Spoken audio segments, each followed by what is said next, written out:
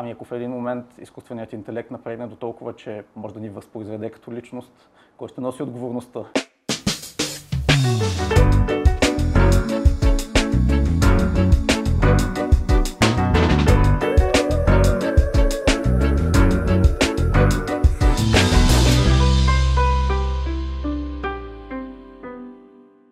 Здравейте в Матине! Знаете, че в предаването често си говорим за дигиталния свят, в който живеем, доколко той ни помага и доколко всъщност взима от нас. Днес обаче в студиото сме се събрали за един съвсем аналогов разговор с небезизвестния журналист Георги Караманев, създател на сайта Дигитални истории и неколкократен победител в конкурса за журналистика Web Report, когато говорим за технологии и иновации. Жор, здравей! Добре дошъл в Матине! Здравей, добре заварил! Много се радвам да се видим. В какво настроение те намирам днес? Аз също. Моето настроение винаги е доста динамично, защото в крайна сметка комбинирам между доста бойни полета. Така е, ти си IT специалист също, освен всичко останало. Основната ми работа е като шеф на екип от програмисти от 10 човека от 3 държави и през свободното си време си правя сайт само за смисъл и удоволствие и си пиша и за първи път съм като едно щастливо дете в магазин за играчки, защото мога да си пиша само каквото аз искам след 20 години в журналистиката и си пиша каквото си искам. Твоя сайт обаче е поредното доказателство, поне според мен, за това, че когато човек прави нещо, защото го обича и за да се чувства добре, то неминуемо се получава изключително успешно, защото е факт, че твоите дигитални истории набират все по-голяма популярност и стават все по-често тема за обсъждане. Аз, например, се хващам за един от последните материали, който ти писа за интернет на забравата. И ще ми е много любопитно да чуя твоето мнение по въпроса как смяташ, помага ли ни всъщност интернет от чисто практична гледна точка да имаме цялата информация в джоба си или това ни ощетява, реално погледното? Много ти благодаря първо за хубавите думи за сайта, наистина. Аз винаги избягвам крайните гледни точки, защото някакси те изобилстват в онлайн комуникацията. Не винаги сме за или против нещо. И аз в моите теми се опитвам да търся малко повече дълбочина и тези гледни точки към подобни уж злободневни теми, които често ги пропускаме в бързината. И разбира се, че от една страна интернет е огромно богатство и че несъмнено имаме достъп до океан, океани, цяла планета, вода от информация, но често не си даваме сметка за всички рискове, които това носи след себе си. И темата за паметта, според мен, е една от тези големи теми, които пропускаме, защото паметта ни днес вече е съвсем различна. Паметта ни е до голяма степен външна. Днес никой не си прави труда да помни дълги телефонни номера, едно време ги знаехме на всичките си 20 най-добри приятели. Така е. И тук изниква въпроса, пак трябва ли ни това нещо? Ти как мислиш, като човек, който е толкова навътре в тази тема? Аз мисля, че не трябва. Аз мисля, че трябва да си правим постоянно някаква гимнастика за мозъка, защото иначе ще се превърнем в много удобни потребители, това, което се стремят да направят с нас. Социалните мрежи, всички големи онлайн компании. А ние сме доста повече. Ние имаме доста повече дълбочина, доста повече смисъл. Освен това, според мен, никога не знаеш в крайна сметка кога едно познание ще ти се окаже последно. Аз, например, говорих по своеобразното продължение на тази тема, беше интервю с един чест победител в телевизионна игра. На него му е било полезно. Станал известен благодарение на това, че знае много. Да не говорим, че в крайна сметка, според мен, пък най-важното нещо, креативността, създаването, творчеството, не може да се получи без някъде там в главата си да нямаш знания, които някога си сметнал за безмислени. Защото творчеството е точно една от възможностите да комбинираш най-неочаквани връзки, най-неочаквани познания от различни области. И между другото, наскоро говорих и с един специалист по информационни технологии, даже конкретно в областта на изкуствения интелект, професор Преслав Наков, който е един от най-големите специалисти в областта на обработката на естествен език. Това е направлението, което вече генерира текстове изключително успешно вместо нас. И той точно това каза, че пречката пред това да създадем изкуствен интелект, който наистина е интелект, е, че някак си губим тази връзка между отделните области. Ние лесно го учим вече да прави какви ли не чудеса. Да. От това да разпознава лицата ни, през това наистина да пише текст. Вероятно са ти попадали и тези невероятни изображения, които се генерират напоследък само по описание. И следващата стъпка, която ни бяга според него, е точно търсенето на знания от различни области, която си е чисто човешка и до момента нямаме форма, по която да я прехвърлим по някакъв начин. Но и защо да я прехвърляме? В крайна сметка това не е сила, това не е познание. Абсолютно съм съгласна, като казваш прехвърляне. В своя материал ти излагаш една доста интересна за мен теория, в която ако приемем, че човек ползва мозъка си като собствената си вътрешна памет, той вече трупа много повече информация на външна памет, в социални мрежи, в различни видове клаудове, в които съхраняват снимки, преживявания, емоции. Какво според теб става с цялата тази информация, обаче в момента, в който човек чисто физически не е тук, за да я ползва? Да, то въпросът е и още докато сме тук, всеки ден штракаме много снимчици, обаче имаме ли време да ги гледаме въобще тия снимки? Едно време правенето на снимка, например, беше едно приключение, което беше скъпо и сложно, събирахме ги в албуми, след което сядахме и ги гледахме тези снимки. Сега гледаме общо взето, когато сега просто скролваме телефонът ни напомни, преди 2 години си бил там. Обаче телефонът не решава какво да ни напомня, не ние. И все повече неща наистина оставяме. Като комуникация, като общуване с околните и всъщност тази наша дигитална следа крие много опасности. И това беше всъщност основната тема на последния материал, който получи признание на наградите Web Report последната година, че ние оставяме огромно количество данни, огромно количество следи, без да си даваме сметка, че това от една страна ни превръща в удобен продукт и ни прави лесно манипулируеми. От друга, не знаем пак нататък как ще се развие, защото наистина, ето ние оставяме, например, сега в един клауд толкова много от себе си, от комуникацията си, от всичко. Ами ако в един момент изкуственият интелект напредне до толкова, че може да ни възпроизведе като личност, кой ще носи отговорността? Може ли, например, някой интернет гигант вече да ни притежава по някакъв начин, защото ние сме все повече това, което правим онлайн и все по-малко това, което правим офлайн. Когато нямаме нужда да се виждаме наживо, за да си говорим, нито пък да си вършим работата, цялата комуникация минава онлайн и на практика ние сме основно там. В този смисъл, смяташ ли, че хората в течение на времето се превръщат по-скоро в притежание на социалните си профили, отколкото техни притежатели? Безспорно е така и както казва Джером Лание, който е създателя на виртуалната реалност, а след това се обръща много срещу всичко това, което се е случило. Когато нещо е безплатно, стоката си ти. В случая е така. Ние сме реално стоката и на социалните мрежи, и на търсачките, защото те ни продават под формата на таргетирана реклама за начало. А нататък никой не знае, защото пък нямаме време да четем с какво се съгласяваме, в крайна сметка, като създадем един профил. Какво се случва, например, както ти спомена, когато си отидем с тези данни, които сме оставили вътре. Сигурно има някаква вратичка за това те да бъдат изтрити, но колко хора се сещат наследниците им? Едва ли много. Знаеш ли, мисля си за това хората, които днес са на 14, 15, 18, 19 години, те са закърмени с целия този дигитален свят. Като какви възрастни си представяш, че ще израснат? Защото и ти и аз помним добре някакви, както казах в началото, доста по-аналогови неща, които са ни се случвали, които като че ли сега младежите днес са лишени от тях и те живеят в основна степен дигитално. Много е трудно, разбира се, да се предполагат такива неща, но аз вярвам, че в един момент махалото ще се върне малко назад, защото ние в момента сме по някакъв начин свръхентусиазирани от това, което сме получили. Какво ще продължим да получаваме в близките години е много трудно да се предскаже, защото наистина технологиите главоломно се развиват в много посоки, в които не се замисляме всеки ден. Но аз все пак вярвам, че малко по малко младите ги откриват тия неща, вълнуват се от личната комуникация. Темата ми е много важна и защото в крайна сметка аз имам 2 момчета на 2 и 5 годинки. И те гледат 80-тарски филмчета за момента. Малко им е затворен балона на филтрите по някакъв леко изкуствен начин от мен и жена ми. Но, например, с големия ми син вече за 6-ти път четем Пипи дългото чорапче и той вече знае какво се случва едно след друго.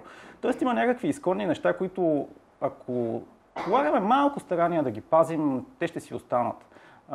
Въпросът е от една страна да възпитаваме любов към традиционните неща, които смятаме ние за смислени. От друга да стимулираме паметта по някакъв начин, търсенето на асоциации, комуникацията, приятелството, личните отношения, дори някакви такива човешки неща, които днес само ги експлоатираме отдалеч, като меланхолията, замислянето, стоенето, нищо да не правиш. Да. Така си представям нещата, но какво ще се случи? Ще поживеем и ще видим, както казват хората. Който се опитва да прогнозира какво ще се случи, обикновено след това става рано или късно за смях по един или друг начин. Така, искам и си да си поговорим и за една млада дама, която стана герой на твоите дигитални истории. София Симеонова, 18 годишна, но пък вече автор на изложба "Стаята в теб". Самата тя надникна в едно за мен много лично и съкровенно пространство за всеки един от нас, собствените ни стаи, за да ни покаже как изглеждат стаите на нейните връстници днес. Да, и те изглеждат много добре. Как се случи вашето познанство с София? И какво те вдъхнови в нейната история? Много хубав пример как всъщност историите се случват между динамиката, защото аз не я познавах. Познавах много добре нейните родители. Майка й беше фотограф, който ме снима в първия ми репортаж като стажант-репортер и се появих на първа страница на вестник 24 часа. А пък баща й всъщност ме свърза за първи път с идеята за един фотограф, чиято история след това се превърна в първия ми роман.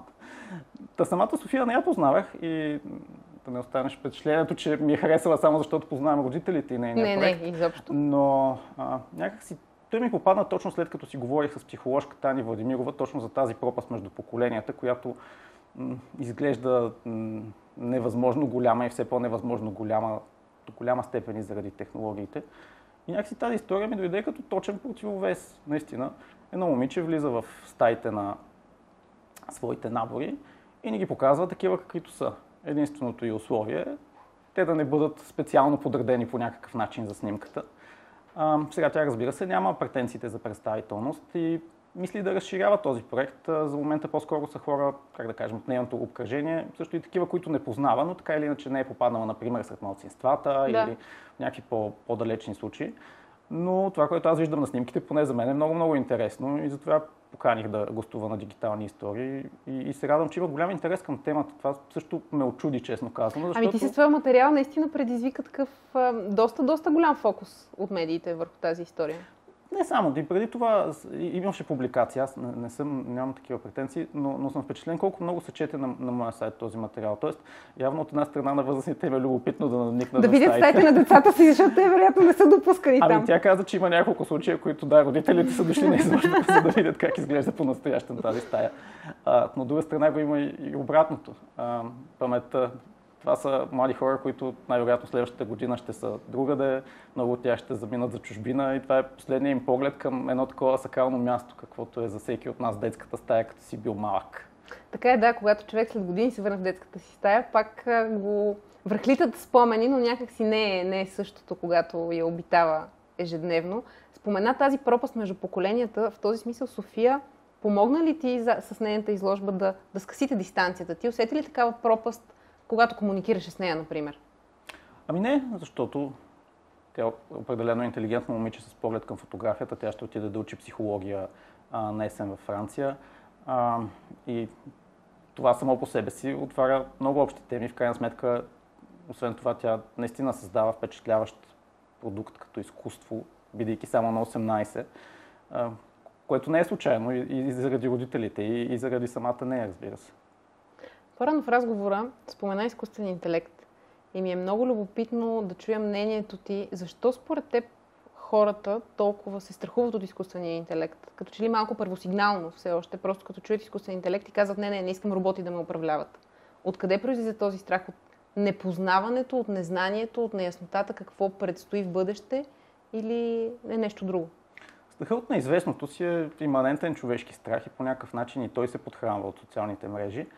Но тук наистина не знаем какво очакваме. От друга страна, дори да не си даваме сметка, всеки ден се случва някакъв много сериозен пробив, който постепенно виждаме около себе си и ние просто не знаем докъде ще доведе това. Това е от една страна естествената реакция. От друга обаче, както каза един друг мой гост, някак си сме склонни да надценяваме краткосрочните ефекти от такива явления и да подценяваме дългосрочните.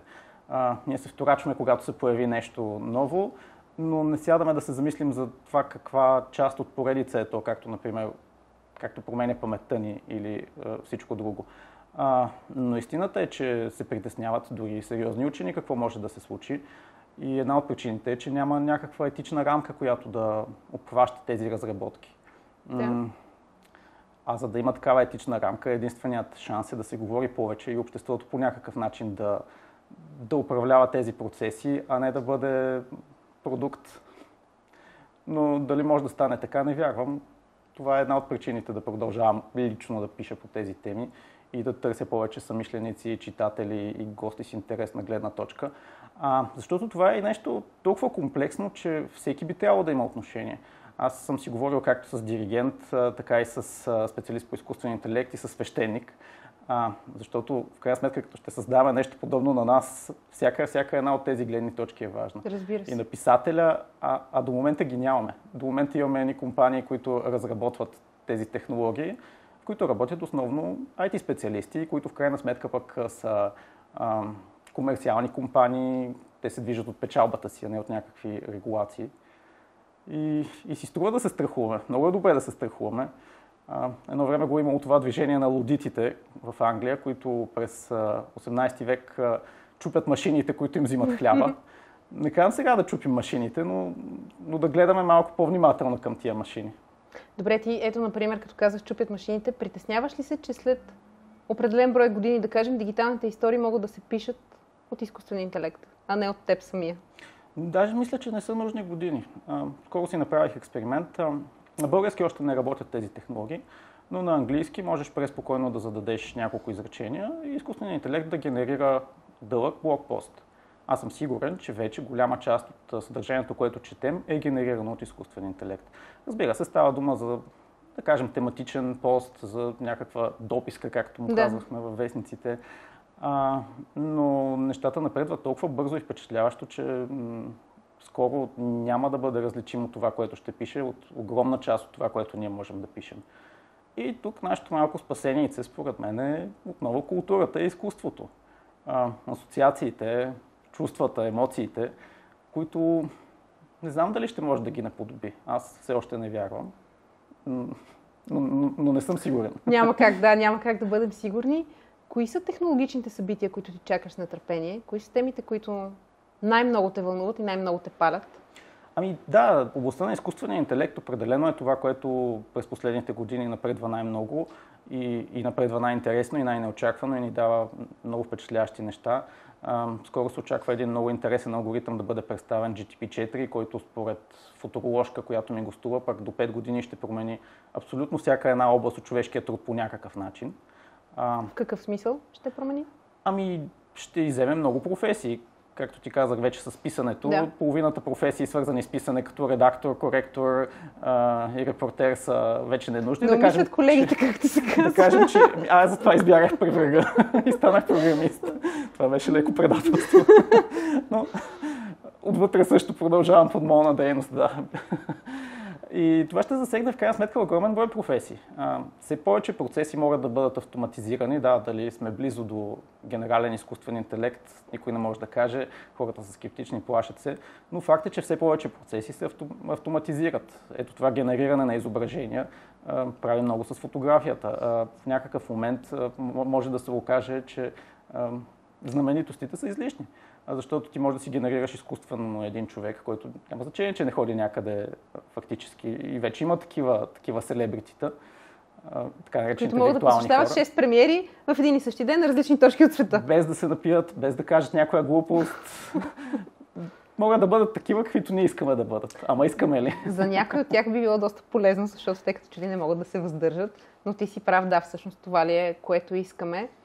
От гледна точка на твоя опит и познания по темата, ако имаше възможност да прехвърлиш собствените си мисли, спомени, емоции, преживявания сега в една машина, която да продължи твоя живот вечно, да кажем, би ли го направил?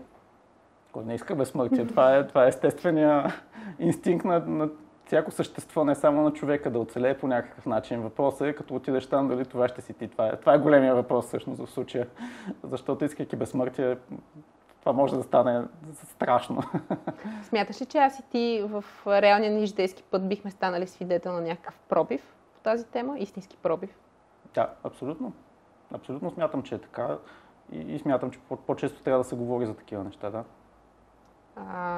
Смяташ ли, че хората трябва да се страхуват и от това? Ами, не да се страхуват, трябва да се замислят според мен за това. Да го обсъждат, да го обмислят и да си задават въпроси. Най-вече да си задават въпроси, което е много човешкото нещо, като научиш нещо ново. Не да реагираш с хейт, както е веднага първосигналното, ами да се опиташ да вникнеш какво иска да ти каже човека от среща или какво крие една такава технология. Хубаво, може да не зависи това дали ще се случи от всеки от нас, обаче зависи от всички нас. В заключение на разговора ми се иска да те попитам как смяташ, могат ли технологиите да се развиват и да съществуват без всъщност именно онзи първоизконен човешки елемент на емоцията, на желанието за знание, на желанието да създадеш нещо ново и да видиш какво ще излезе от него? И според мен те го правят и се грижат за това все повече ние да заприличаме на тях, в това да позабравяме тия малки неща, които спомена едно по едно. Жоро, много ти благодаря. Много благодаря. Беше ми много интересно да си поговорим.